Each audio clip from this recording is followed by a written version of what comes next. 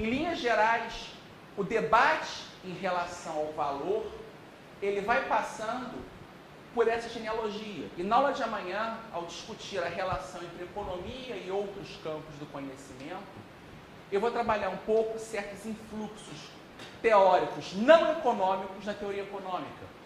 Porque muitas vezes do campo do pensamento jurídico, do campo da epistemologia, no campo da história, outras formas de conhecimento e os problemas concretos da realidade dão esses saltos no pensamento econômico, mudando alguns paradigmas estabelecidos. Essa longa introdução histórica desse desenvolvimento da teoria do valor é importante para nós entendermos a revolução conceitual que a noção de valor subjetivo ou utilidade marginal criou no pensamento econômico. Esse, e aí eu peço à professora que me corrija se estiver errado, eu acho que é o ponto central no pensamento econômico entre as teorias pré-escola austríaca e a escola austríaca. A revolução marginalista acaba determinando toda uma possibilidade de se criar uma nova forma de entender o pensamento econômico.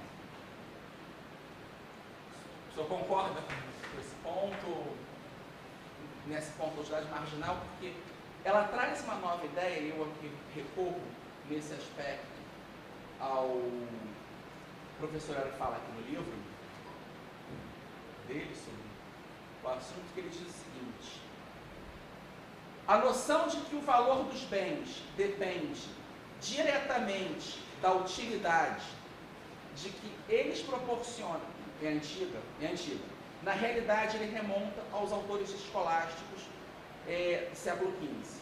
Só que, na verdade, esses autores, eles não tinham a concepção de que essa relação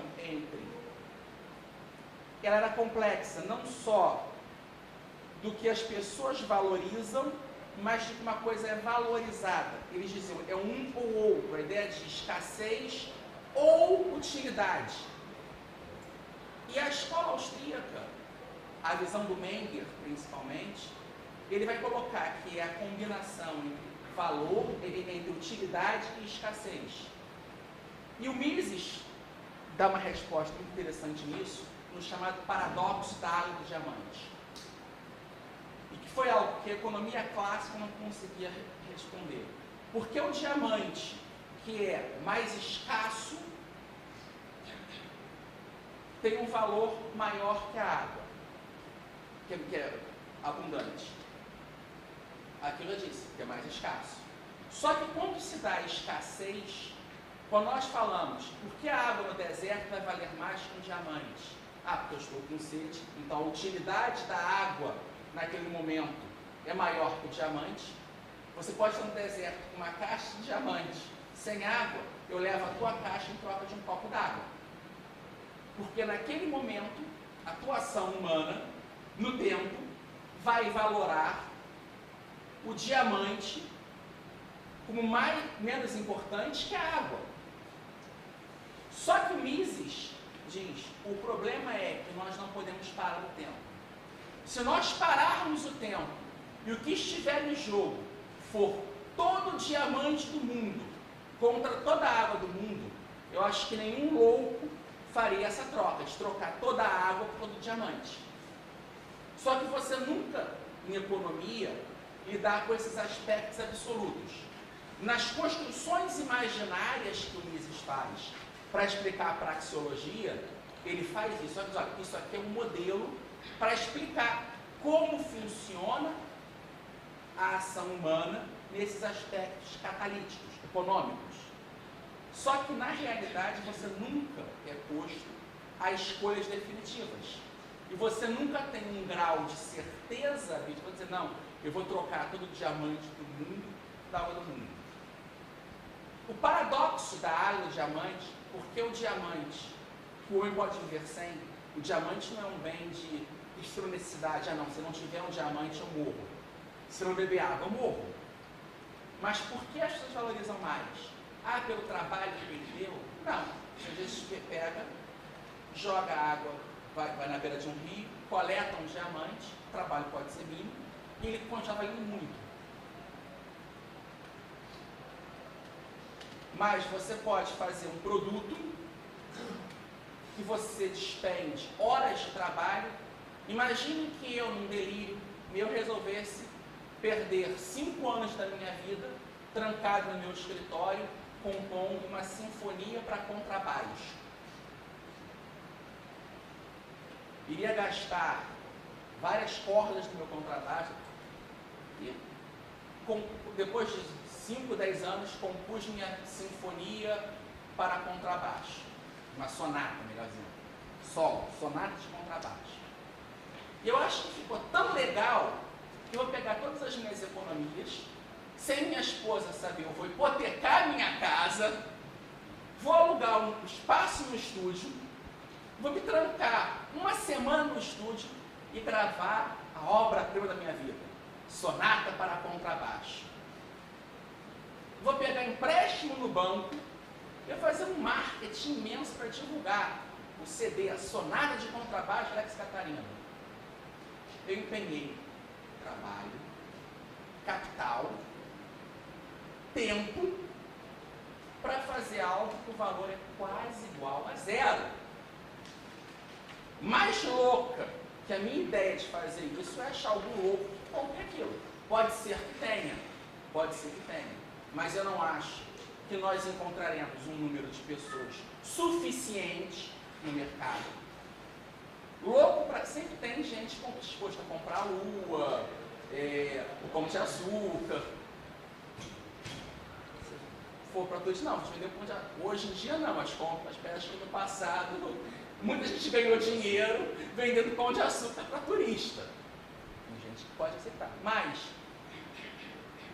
a utilidade, ela vai depender, o valor na perspectiva da utilidade marginal vai depender de você fazer um produto que esse teu empenho de trabalho, tempo, capital, encontre um número suficiente de pessoas que valorizem aquilo como você valoriza.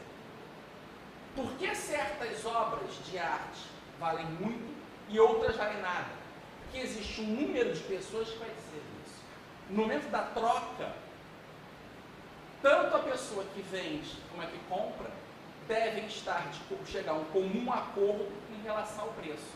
E esse preço nunca vai representar exatamente a produção. Porque se o valor de um produto, como acreditavam esses proto-socialistas, em especial em Saint-Simon, dependesse do custo de produção, não existiria nenhuma empresa prejuízo. Por que é o prejuízo? Eu fiz algo que custa mais do que os meus consumidores valoram. Ou eu fiz numa quantidade maior que o mercado possa absorver aqueles produtos. E aí eu vou ter aquele excedente que representa, no meu cálculo de custo, um prejuízo. Então, a questão da utilidade marginal, esse valor subjetivo, que ele só vai ser descoberto nessa relação entre produtor e consumidor, as duas partes devem estar em comum acordo nisso. E essa questão da utilidade na margem é um exemplo interessante que o professor Iores, no livro dele, do filósofo argentino Gabriel Zanotti, das 5 folhas de papel. Digamos que a pessoa que tenha 5 folhas de papel, ela usa a primeira para fazer um exercício de lógica, que ela considera importante. A segunda folha, ela já vai utilizar para redigir poesia. A terceira folha, a pessoa pode utilizar para apontar lápis, uma coisa de menor importância, ela pode usar a última folha para limpar o escritório. Então, na medida que ela tem mais desse produto, o valor vai se tornando menor na margem. E a última, quando você fala, não, eu estou com a última, às vezes o valor sobe, porque aí volta a questão da escassez.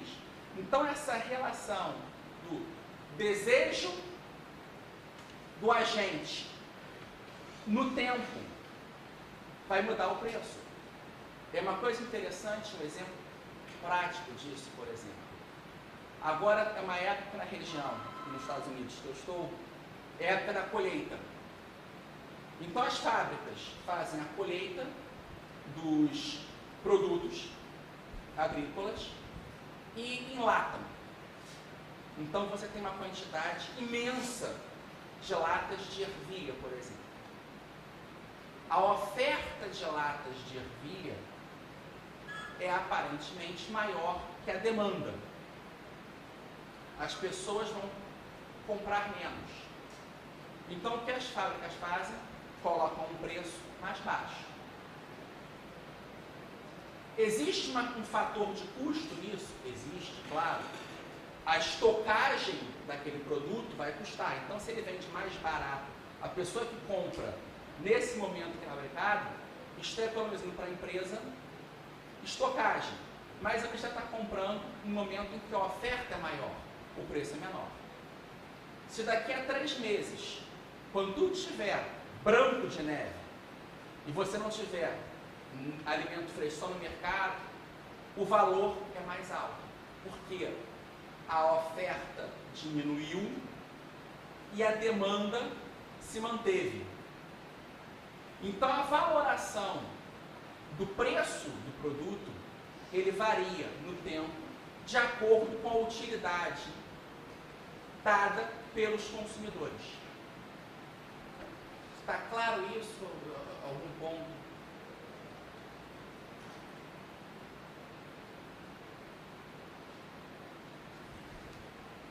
Então, o primeiro ponto de propagação da teoria da escola austríaca se dá por essa ideia de utilidade marginal. Agora nós já são 7h30, a aula vai até 9h30. Então acho que dá tempo de nós adentrarmos no segundo ponto, que seria a questão do subjetivismo. O subjetivismo da escola austríaca não se limita às preferências do consumidor, mas parte da noção de ação humana baseada em planos individuais, que incorpora também as expectativas e o conhecimento geral dos agentes econômicos, como conjecturas empresariais. Os meios e fins dos planos individuais têm sua origem na mente dos agentes, são imaginados e definidos pelas pessoas. É o subjetivismo epistêmico, as expectativas, o conhecimento das preferências, dos bens e as conjecturas empresariais são conhecimento falível e conjectural, imaginados pelo agente, não sendo dados de antemão ao economista. A relação entre o conhecimento individual e as realidades objetivas do mercado faz parte dos problemas estudados pela escola austríaca.